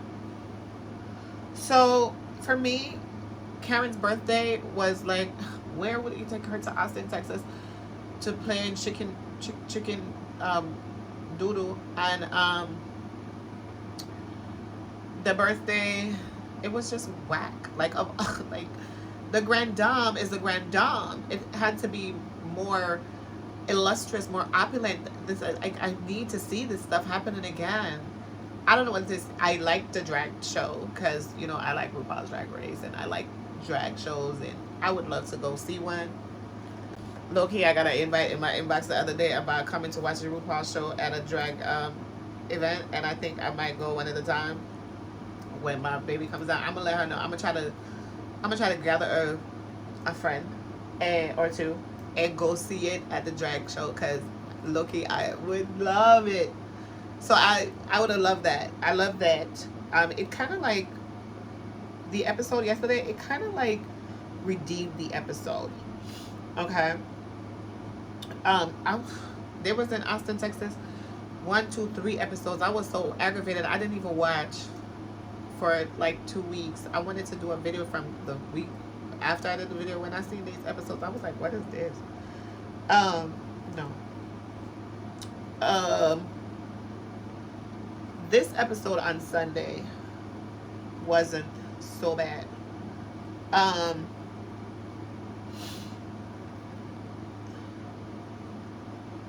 Giselle took Grace to this self-defense class. That was cute. Grace throwing that man over her shoulder, baby. I'm like, I ain't worried for Grace. Grace got this. And Grace was like, I know how to protect myself. Grace been in some situations that she had to protect herself before, and she know exactly what she gonna do. So and Grace is going off to college, so this is something that resonates with me because of my daughter. I talked about it on the Married to Medicine episode, so you can watch that episode so that, you know, you can catch a tea about my daughter and her graduating high school and going to college and so on, and the worry and the I have her on the Find My Kids app. She's at school and I see her walking. I see her, I bought her electric bike to get around school. I'm like, I see her moving on it. I see every movement she makes. I call her the other day. I'm like, why is it saying that you're outside and it's like midnight? Like, what's going on? She's like, oh, you know, she joined the rugby team. She's She's like really outgoing and social now, and I'm like, she never was this before, and very antisocial and all these things, and I'm seeing her doing all these things, and I'm super proud of her. And I'm like, where are you and what are you doing? And she's like, Mom, I'm with the rugby team, and I'm at one of the girls' house, and because they live by the school, and so on and so forth. And I'm like, oh, okay, because you weren't answering, and I start to worry because you out there in the boondocks, and I can't handle it. Okay, so I understand the question of Giselle and needing to know that Grace is gonna be safe. It's one of the good episodes for Giselle, because I love the kids, Giselle's daughters, and I love watching them growing up, and I love seeing how Grace has matured and who she's become. Giselle said she gonna call the boyfriend. Ugh. Grace was like, please, that man is not Giselle's boyfriend. Now, then in another episode or two, Karen gonna be telling Giselle the man living in the phone like Jamal was living in the phone. It's not giving. Like I said, I don't know if I believe that this is her boyfriend. Like, I just don't. It's not believable for me. Also, Mia invites these people. Juan and Robin took some cooking double date thing, and she starts to question Juan, and Juan admits that he went to the hotel because he put his credit card down and this and that in the story, and we hear it from his voice, and which he already told us the story. They practice the story. They know what they're going to tell us, and they know what they're going to act like. So that we could already know that's already established. Okay. So with that, I'm like, oh, okay. So that was good to see, but it's a little boring. It's not really giving me those, that part.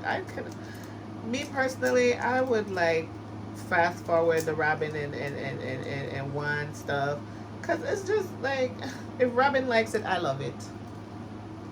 If Robin likes to perpetrate like she and this man are really in a relationship so we can have a storyline, I love it. If he goes out and does stuff sometimes to make it seem like they're in a relationship, I love it. Hey, what can I do? We also have so this situation with Candace and Giselle is also a sore point, because the Green Eye Bandits, as the article also states, have been doing these things for all these seasons. Like, they actually like come together before the season starts to decide who they're going to attack this season, so they can take the spotlight off of them and the things that they are doing, okay, and what's not really happening in their lives, because they're not real housewives. There, I said it. Ashley was never a housewife. Ashley got married to that man so that she could be on the show, and he needed someone to make it seem like he's, in that kind of relationship, and the kids were something that Ashley needed to cement herself in his life so he would take care of her forever. It seems like, allegedly. Because I don't see anything. It never was any chemistry. It was never anything there. She had the 2 kids. Then you see them break up. So yes, Ashley's over there, girl, in her fur and her bikini, and I'm wondering what she's selling, because ever since she said she and this man break up, it's just bare nakedness on the internet. So I'm like, she's searching for another rich mate, which I don't blame her. She's young, she's pretty, she's done her body, things that, she's enhancing herself, and she's taking her life back in some aspects, but she's still projecting by taking the spotlight off her and what her life is really like. She's not a housewife. And Giselle doesn't have a real relationship and hasn't had a real relationship in a very long time. And Robin also, allegedly, is what it seems like in watching these shows. Karen, the grand dame, we saw her and her husband, which I asked on my last episode when we gonna see him. Ray did come on. He and Karen had a little conversation. It was pretty good, and she let him know how she feel. Like, he's kind of been neglecting her. We could tell. Ray's living his life. He's probably playing golf all the time, hanging out, doing his thing. Like, Karen is doing all these socialite and social butterfly stuff, and he's older now and he's tired and he doesn't want to have to do all these dues all the time. So I totally understand and I get it. At the end of the day, though, Karen does her very best to make herself seem neutral, and I like how her and Wendy made up, and how they stick for she's like more neutral. She could stand up for Wendy even more. She did go hard on Robin, based upon all the things with wine. I know that it got really dirty last year when they tried to out Karen and say all these bad things about her and stuff. They go after real people's marriages. And then we have Candace and Chris. On my last episode, I said I don't know if Candace is leaving the show because Candace is super busy. She's working on her music career. There's so many things that she's doing right now. Like she's blossoming. She's evolving. I don't see anything wrong with it, but just like with Quad, I'm Married to Medicine, I don't want her to make these things make it feel like the show, she's like outgrown the show or anything like that. I feel like should keep getting those checks and doing what she needs to do, finding people to film with, and doing what's necessary to keep that check. Multiple streams of income, baby. You're doing it. However, Giselle is a lot of talk in the Twitter streets because a lot of people are saying that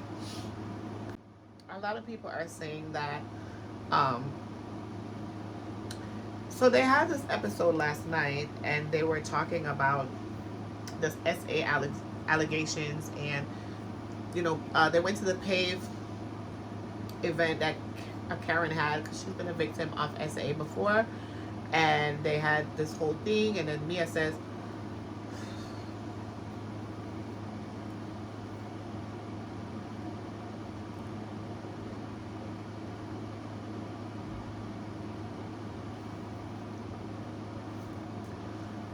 women, they don't come out and say, these things. So, I'm going to be respectful of Mia. She was SA'd, and then she brings it back to Jacqueline and said it's because of Jacqueline's boyfriend, and this is the reason why she treats Jacqueline bad, and all these things. And I'm like, okay. I'm sorry to hear that. But I feel like Mia takes everything to be a moment for her because she needs it. I feel bad if she went through that, but that's kind of like how I feel about Mia. I don't. She's not very truthful all the time. If this is like, I don't know. I don't know what to say. I don't want to talk bad about people and the things. So I'm gonna leave that alone. However, Candace made a thread on Twitter because she's talking about like Giselle and her talking about SA and how she feels about this and that or whatever. And it's like she's like she can't watch this because of how Giselle tried to say that Chris, was a perpetrator of SA last year with her and so on. And people are going off on Candace like she's lying. Giselle literally tried to make it seem like Chris forced her to go in a room with him by herself, and when she realized that the room was empty, like he forced her to stay in there or something. I don't know how it's like the way how she worded it and the things she was saying. Like she literally said, he made me go into the room with him by myself, and when I realized it, there was nobody in there. So when you realize that nobody was in there, why you didn't come out? Why you close the door and stay? So you came in and you closed the door and you realized nobody's in there. And so Chris, excuse me for a minute, let me just go get my makeup artist so that they can take the makeup off my face while we're doing this, or let me get somebody or something or something. You sat there in this room with this man with this closed door and you're making it seem like he was barring the door. And that didn't happen. You didn't say that happened. You said Robin and her was in the scene together, and Robin was like he never touched her. None of these things happened. So, but she made it seem like he held her hostage in the room, and she was so uncomfortable, and he made her feel like if she was with it. With what? What was he talking about? How he was talking about Candace this and Candace that? Okay, wait. The whole point was the reunion show that Nicki Minaj was interviewing them, and she interviewed Candace, and she was like talking to Candace, and Chris already stated in the clip he didn't like the line of questioning. She's like, are you mad? He's like, yeah, we'll talk about it later. So he came to talk to her about that. So if he was talking about Candace, he was talking about how Nicki was reacting to Candace and relaying the story and relaying his emotions and his feelings. But where was your mind? Where was your head What were you talking about? What were you thinking? Oh, Chris is trying to get with me right now? Like, talk to me. We already saw in the clip him saying, okay, we're going to talk about it later. So if he says, come, I want to talk to you, and he's talking about Candace, it has to be him literally talking about the things that happen and what's making him mad. And you're making it seem like he's trying to kick with you and say he's a sneaky link and this and that. And then the girl, after she comes, and she's like, oh, you know, she was at some party and he DM'd her and said you should have came to the place I'm at. Okay, so I'm on the show with you. We're all on the show together. I am at this location where I'm looking for patrons. You're a patron and you went there. And I'm saying to you, hey, you should have came here. We have this over here. We're at the rooftop. This is what's kicking. This is what's popping. Where did he say anything to you about being with you? And why would you come on the show and make this a whole thing? And then y'all come together, put these stories together and make the man into a sneaky link and make the man into this, that, and the third. And then you're trying to make it, and then you come back and you say, oh, he saw my friend and I'm going to bring my friend because he was touching my friend. Everybody had a different story. He was sliding his hand. He was touching here. He was touching there, like, without the woman's consent. At the party that we're all at, that they have clips for, where the man is not looking at the woman, none at all. She's trying to engage him in conversation and he's not even looking. And then y'all try to bring Eddie into it and was like, Eddie is like talking and being extra. No, stop. Just stop. I know it's already done. Giselle is upset at Candace's reaction, and Candace is like, yeah, they're trying to like mend the offense or try to get over it, but there is no way to really get over this because the fourth wall was broken, and it's being broken again. Okay, it was broken because Candace cut the cameras, and she's like, no, I need to talk to production. Is this what we're doing? And it was a whole thing. And then it's still a whole thing because how do I get past this? How do I get past what you try to do to my family, my relationship, and so on? And this is like an orchestrated move between a group of women so that you can put this out there and you can discuss this and you can make this a thing about my husband who hasn't done anything to anybody, until we hear them say, you know, we have footage or somebody's suing you for this, that, and the third or something. Like, you can't do that. Like, you can't destroy people's lives like that. You can't make accusations like that. And this is what all of these women do. And they brought this woman, stay about Deborah, whatever she want to name, for come give interview and want to talk about and tell story and so on and so on. And Candace shut it down. And we're still shutting it down, us, we the people, because it makes no sense. So yeah, that was the episode yesterday. That was episode 9. Okay, and that's where we are. I want to continue watching. I must get a bit big. He's coming inside sometimes. I want to continue watching because I want to see where this is gonna go. Wendy and her mom spoke, and Wendy's mom was acting like she don't know Nika or she never talked to her or whatever, but something happened and something occurred. These are Nigerian people. They know the true tea. Like, I don't care what they come on TV and talk about. They know the true tea. They do. Low-key, I know that they have their spirituality. We may practice Catholicism, but we have our spirituality. And where's Nika's mom? Where's her family? Like, tell us about you. Show us you. Show us your life. Show us why you should be a favorite instead of Wendy, without coming for Wendy and doing thumbs down and this and that when Wendy looked better than you. I don't know where you get that outfit there from. It just don't look good. Like, you need a little bit. Girl, you see me in my broke state talking this buffalo.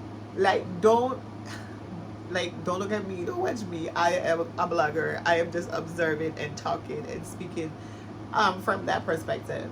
And when I speak and I talk, it is not like as the person, like her natural, like her real person. I don't know her. So for me, this is like I was watching The Twilight Zone. It's the characters in the show. So whenever I'm talking about the characters because I don't know who these people are for real.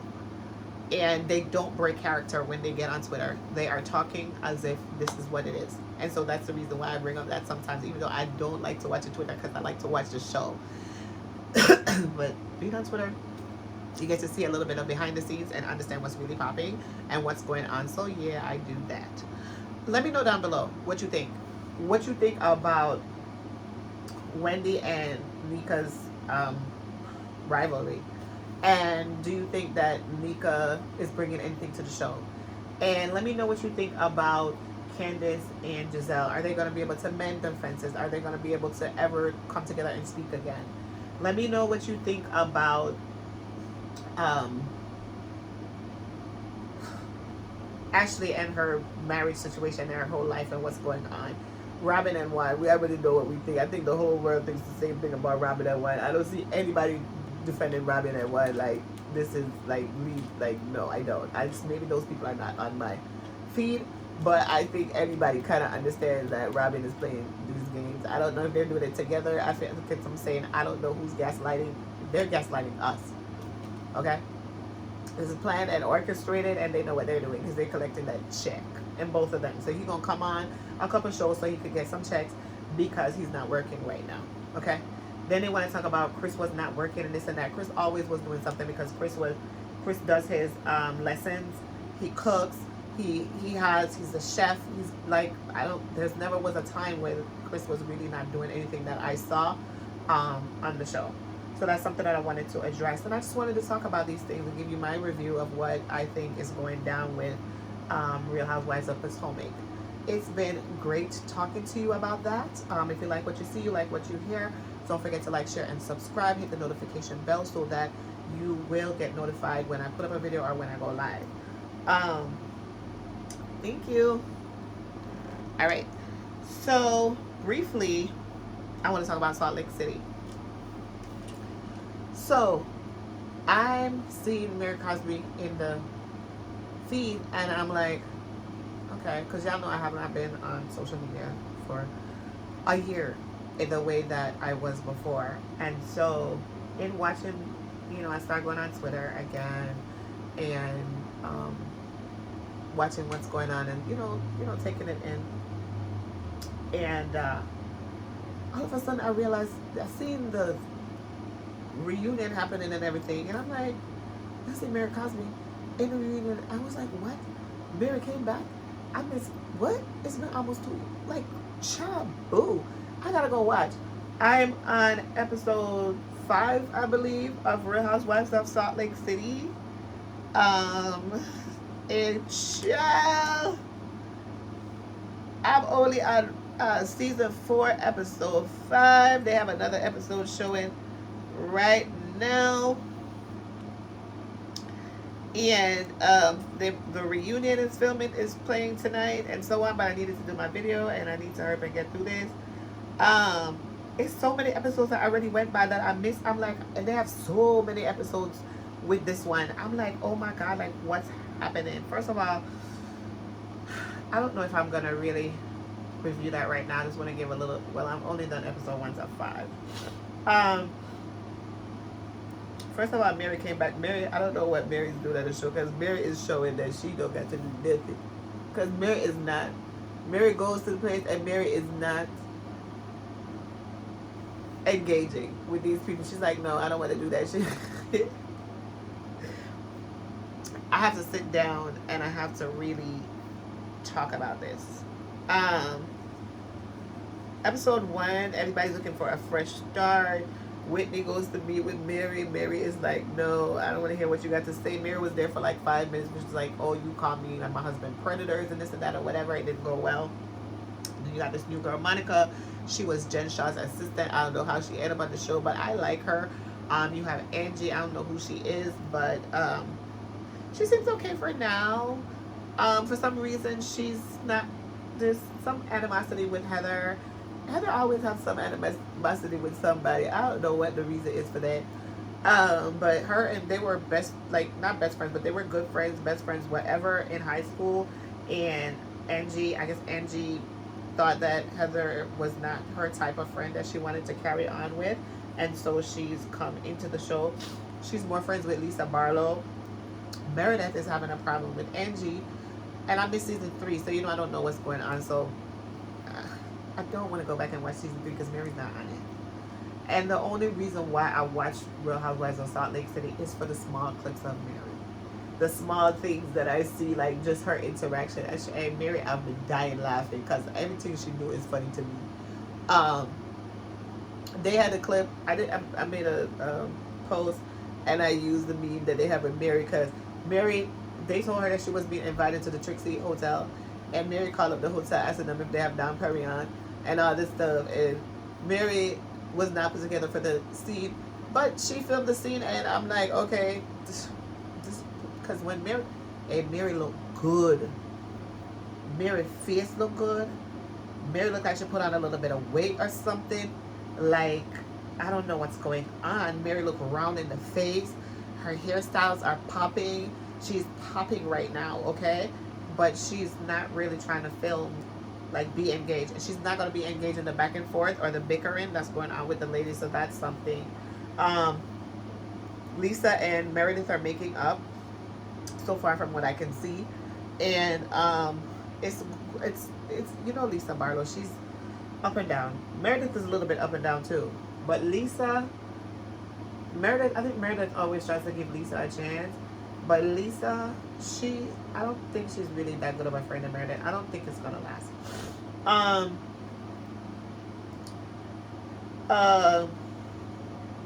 Meredith planned a trip to Palm Springs to the Trixie Hotel, and she didn't invite Angie, and Whitney went ahead and invited Angie. So for some reason, Whitney, like when I first started watching, I really like Whitney because she's beautiful and everything, but Whitney is very calculating.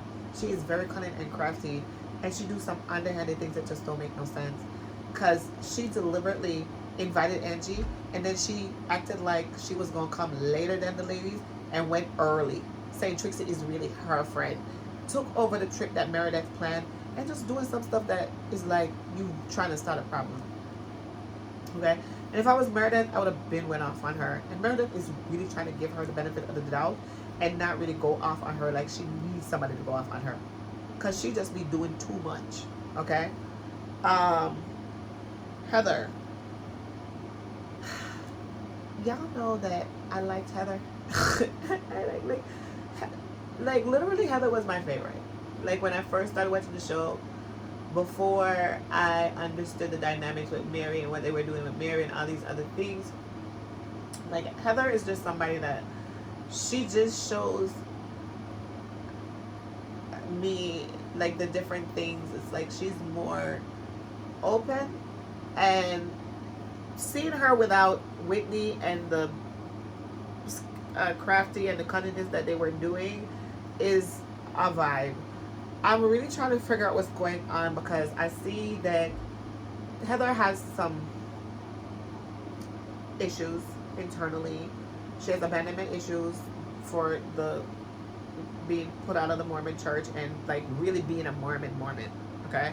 Being raised this way, selectively, inclusively, and the things that happened within that religion. And then like stepping away from it, divorcing, like all these things, and what happened with her family and everything. Like she's deeply, I believe, like scarred from those things. And I feel like there are things that we can learn from Heather. So far, Heather and Mary seem to be doing really good up to episode 5. I think I watched episode 5. Yes, episode 5. Monica and Lisa have tension because Monica used to be Jen's assistant. Lisa knows that, and it's like she doesn't understand why Monica is on the show. But Monica is bringing the fresh and new, and she's also diversity because we're looking for diversity, honestly. Well, Angie also brings diversity because she's Greek, but she said that she was, I think, and Monica was raised as a Mormon.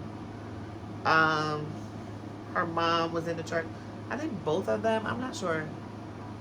But I know Monica, I believe, was in the religion and so on and so forth. I have to go a little bit deeper into it when I come back to give you, like after I watch more episodes between now and this weekend.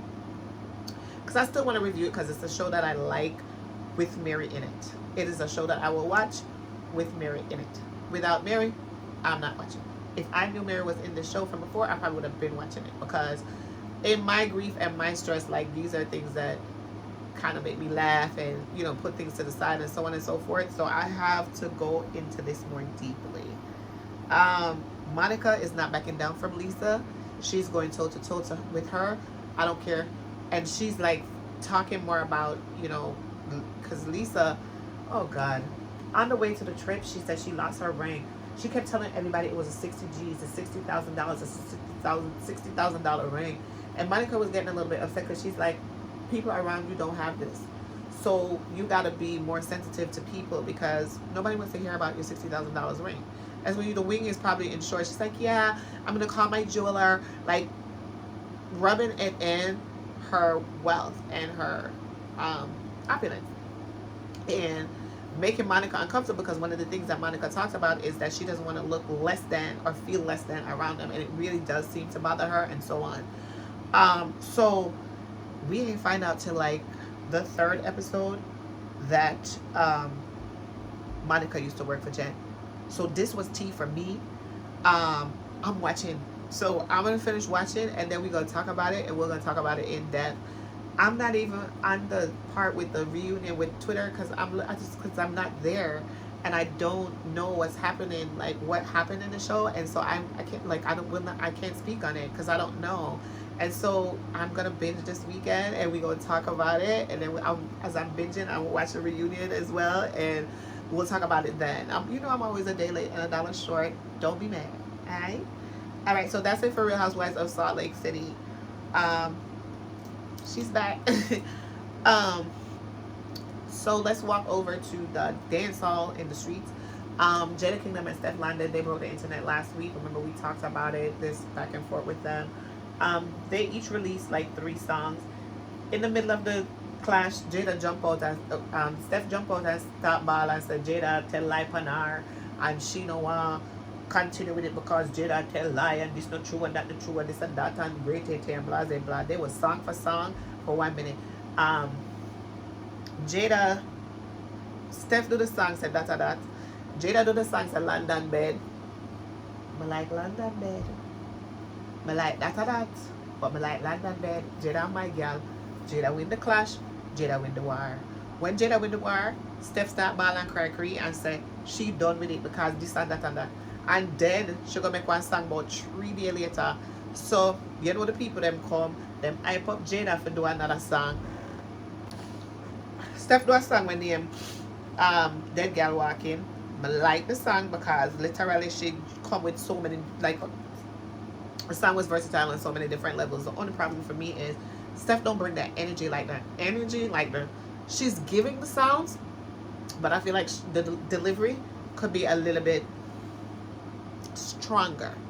And maybe this doing it too quick or whatever, like for her to get the song the way that she need to. But that was a problem. All right, so Jada did London bed, and then Steph do Walking Dead, and then Jada do Steph Lazarus Killer, because they might kill one another. Steph put Jada upon obituary, and so she had bury her and Lego Dead Girl Walking, and then Jada come back and do Steph Lazarus, and then Steph Cry. Then she come back with one song said Dead Girl Talking, and you know the people them hype up Jada for go back again. Jada do one song name what the last song name?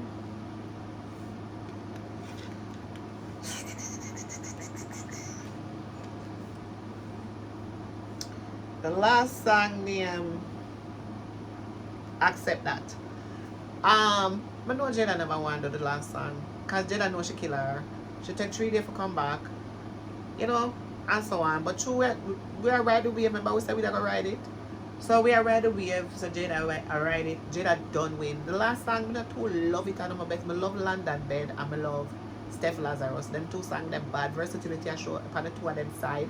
I can't wait for them to get together and do a nice collab, because none of them have no problem with one another. And right now this is about money. So we are gonna make money. Jada win. Jada win as far as the internet. She brought the internet, she got viral, all these other things. So right, so we Steph, she go and good too because people never know say I'm such a very versatile. But anyway, I go even at work, the people are like Jada Kingdom. So right there, so I don't know what else I go on because you know me not really depend on the internet like that because you know my hours is some half hours. So me I look out to see what I go on and everything. So give me a little while, let me tell you what else I go on. But right about now, that's on the word on the street. Dancehall Street with Jada and Steph. Them go on bad, the two of them go on bad. Them have every artist. No, Missy D'Angela come for them. Missy Aishana come for them. Shabada talk about it, Spicer talk about it, Shensia talk about it, everybody talk about it at the artist thing right now. And so them get away for ride. I'm gonna love that for the people, even though you have Shaggy, Sean Paul where I say it's bad for the culture, and then you have Anthony B. Him release a song say what that and him talk about the woman them and I said but I cause spot and all these things. Check out everybody, check out everything if you don't see it yet. I'm gonna write this so I'm gonna figure out what I go on. Blueface gone to jail. So he violated parole. I see him the other day upon a video in my cry with his son. It was at a basketball game and I cry and I asked him son to wipe him tears them. Everybody I wonder what I go on. Next thing we know him I got into jail, go release himself. I can't wait for like I don't wish jail for nobody, but at the end of the day, feel side I got a little bit calmer right now because too much things can go on over there. So with him and Christiana, you know, when I really talk about it, I even watch them like that because I can't take the woman beating and them something there and the you know me used to watch Zeus and push Zeus and love Zeus, but I stop watch it because the bringing down of women, the bashing of women, the black women. And you know, so ever since watching Shanquella, I say Shanquella or them kill Shanquella, and I still don't know what happened. Like I see people are talking about it and them something to me. If you ask me, it's a reality show them that I feel. And she did, wherever. Them go somewhere go rent a place and I want a reality show like the one them where we say happen in the know that TV and all of them something there and it go wrong. And that is the problem because they were setting up a fight somehow, somewhere, wherever they want to me, that's what it looked like allegedly. I don't want to talk too much on it, so I've never came and talked about it like that because it was in the same time that I lost my daughter, and I don't want to go too deeply, but I feel like that opened the door. Zeus opened the door, and I was a part of that too because I was sharing and all this stuff. So I can't, you know what I mean? And like I said, I wish that the Zeus Network would make things that were wholesome as well, like for diversity. Like you're showing one thing only, and it's just not enough for me because it was my guilty pleasure, but after everything that occurred in my life personally, I'm just like, no, this is not for me and I can't do it anymore. So I can't. I feel bad for Krishan. I'm sorry for her. I feel like she's a hostage. I feel like she's being held ransom. I feel like she really needs to live a normal life for her baby. If it's even the 6 months that Blueface go to jail now, I'm hearing that they say that she's pregnant again. I don't know because she's been saying she's pregnant again. We'll wait to see. I also want to talk about Dame Dash. He had an interview with Willie D. He's talking about a lot of things. Please go watch the interview. He's talking about starting a network. He's talking about the money that YouTube pays people for their views and how YouTube is owned by Lyra Cohen and all these other things and so on and so forth. It's very interesting. So check it out. Lil Nas X thought he was going to break the internet when he came mocking Jesus Christ, and the people are not looking. They're not looking at the song. They're not looking. Nothing is going on for him. So now he's apologizing for using the images and the depictions of Jesus to sell his music after he was already rocking with the devil and in the bed with the devil and down in an Ella ride the devil. So right there, so the people that now look upon him. So I don't know what happened. Caffeine time look like it passed. I don't know if it's going to come back. Him already do him do, and him already show him allegiance and the shoes with the 666 and the blood and all of these things. So people are already hip to that. People waking up. This is 2024. As Cat Williams said, everything is being exposed. So with everything being exposed, like, look for it. Like, people are waking up. I mean, people still love drama, and these type of things are what's selling, and this is what people have people talking and all this. But people are waking up to like following this type of stuff and subscribing to this type of stuff, and so we'll see what happens with that. I'm gonna watch this video and I'm gonna do a review on it. I also wanted to talk about the song Hallelujah Heaven with Lil Wayne. Hallelujah Heaven with Lil Wayne, Buju, and Shaba, and some guy named uh, some guy named James Samuel on the song. The song named Hallelujah Heaven. Okay, so Christianity knows that Hallelujah is the highest praise. Okay, this song is for the Book of Clarence. I kind of saw the clip, the trailer of the Book of Clarence. I am gonna watch it. I don't know. It seems like some Messiah type figure. And then somebody says that Lil Wayne is writing from the perspective of Clarence. I don't know what's happening. However, they have Lil Wayne's verse first, then Shaba, then Buju. Lil Wayne is saying in the song that he is in the King of Diamonds, which is the biggest strip club in Miami. He is saying that he is mixing holy water with codeine. And that's lead. He is saying that the Holy Spirit is like voodoo. What? And he mixes the holy water with the lead and drink it like it's yoo-hoo. The Holy Spirit is like voodoo, and that he is God. And when you see him, say hallelujah. Then Shabbat comes on and he's singing a song of praise to the Most High God. Hallelujah, the highest praise. Buju comes on and he's also singing a song of praise. It makes it seem like Lil Wayne is saying he is God, and that Buju and Shaba are then following, giving praise to God, which would be Lil Wayne. I don't know the agenda. I don't know how this came about. But for me, I'm asking them, like, do we ask questions before we do our collaborations? Do we hear the other artist's verse before we do our collaborations? These, I hear TJ said the other day that every foreign rapper that come to Jamaica, they go see Such Man. Mr. Such Man allegedly is Popcorn. But what is the agenda for the Jamaicans when it comes to music and doing these collaborations? Because a lot of these songs are like iffy. And I'm like, do you ask to hear the lyrics? Do you ask to hear the other person's song? That's the same thing like when Sizzla was on the song with Foxy Brown and she was like, if you ever see a dread Nyam Pork before or something like that, and all these things. It was a big uproar because he's a big dread man and high up in the dreads and black, Rastafarianism and everything, and the way all the song go is not the way all him sing, and then put it together and make it look like him do things where him would have never said him do. So them something there kind of confusing to me because these things been going on for a while, but I know that the Jamaican artists are so happy to get the collab because they're getting the feature that they need to keep pushing and going. These two people are legends. They don't need this. So I'm not understanding what's really going on, and I don't understand the agenda for Jamaicans, Jamaican music, and what they're trying to do with the collaboration, and for Jamaica being very like homophobic people and people that are very Christian centered, and no matter what you see, like, oh, we embrace certain things and certain immorality and hedonism and all these things, like deep in the Jamaican people's hearts, they're like, oh God, I know this is not right. They're praying like heaven was praying when she was going in to do Reiki, like, Lord Jesus Christ, please, cover me when I do this and this and that and all these things. Same like when Shenseea go do the song with with Marilyn Manson and all these things. So I'm gonna be talking about those things. I'm gonna be doing some reviews on some songs with these big collabs. If it catches my eye and everything, listen to the song. Listen to the song and tell me what you think. Comment below. What do you think about all these things?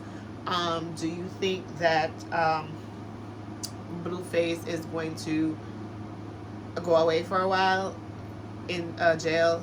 Do you think we're not going to hear about Blueface and Krishan?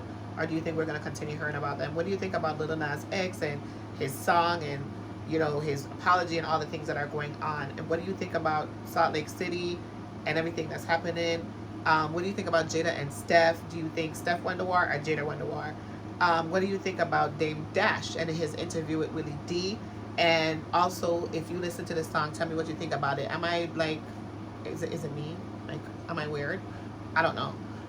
Give me your thoughts down below in the comments section. Remember to like, share, and subscribe. It is Mona in the Fatigue Heights with Coffee to Your Lavish. It's been a great night. It's been great talking to you. Thank you for watching. Thank you for listening. Don't forget to hit like, share, and subscribe. Don't forget to hit the notification bell so that you can be notified if I go live or release a video. And as always, that na bad. Have a great one. Morning, noon, or night. Love you. Bye.